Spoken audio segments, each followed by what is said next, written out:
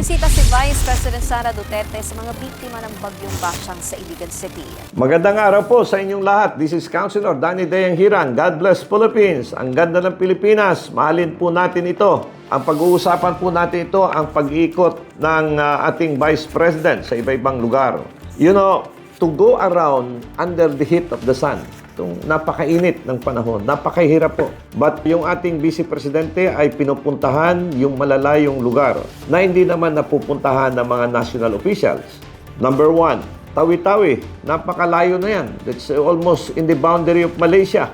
And the other one is yung Ifugao. Bukid na bukid ay pinupuntahan ni Vice President Sara Duterte. Upon the invitation of graduation, kahit maliliit, hindi siya tumitingin ng marami or maliit. Binibisita po ni Vice President Sara Duterte. So very critical yung physical capability. Ang lamang ng ating Vice Presidente ay bata. In fact, umakyat pa yan ng Mount Apo under the heat of the sun. Saka walang takot yan, nag-iikot yan, lumilipad yan. Kahit nag-iisa. Kaya minsan yung mga kaibigan niya, masusurprise, minsan tatawag na lang, nasaan ka, ganito.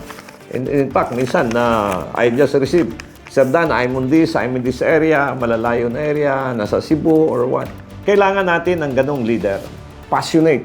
Alam mo, one of the key elements, yung any success ng political leader, inherent sa'yo na talagang trabaho mo. Simula ng bata ka hanggat lumaki ka, yun yung parang direction mo. In my case, lumangki na po ako sa politics. Naging aktivista ako. Estudyante pa ako, lumabas na yung talent. Leadership, aktivista. Councilor, 30 taon, 30 years. President ng 17,000, chairman ng 17,000 councilors nationwide.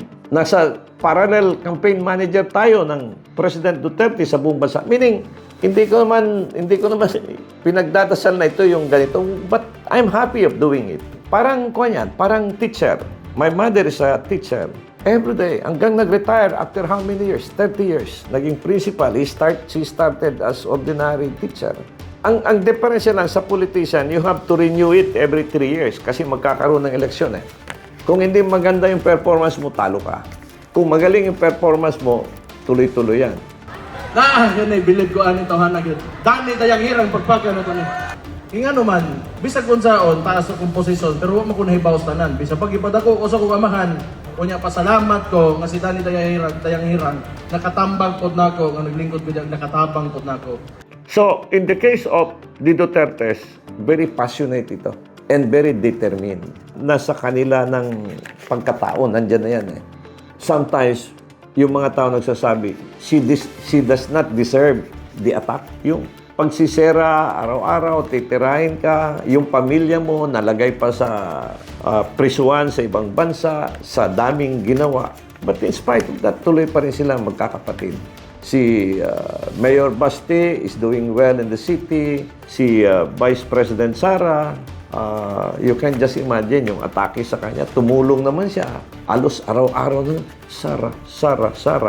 Mas lalong sumikat si Sara. But what is critical here in public service, mahal mo yung ginagawa mo, masaya yung ginagawa mo. I saw Vice President Sara, taas ng pila. Picture, napakainit. Mga 1 oras na nakatindig doon, isa-isa picture. Kasi gusto man talaga magpalitrato. Pupunta ka sa isang mall lang, nandyan lahat yung tao. So it's not easy po yung pinasukan ng isang politiko, lalong-lalo na si Vice President Sara. Itong ating pinag-usapan po dito ay yung characteristic ng being passionate. That Vice President Sara, in spite of all the crisis, sa kanyang being official work, tuloy po rin siya. Hindi siya nawawalan. And very stable.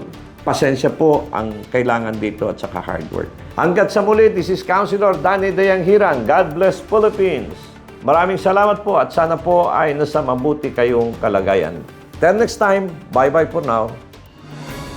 A political analyst, Danny Dayang Hirang, shares his commentaries and analysis on the latest issues. As a veteran public servant, offering his insights and critical thinking. As an educator, he speaks the truth that matters. Our seasoned legislator, Danny Dayang Hirang, is live every Monday, Wednesday, and Fridays.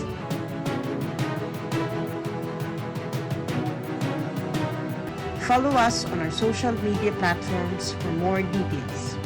Mahalin natin ang Pilipinas.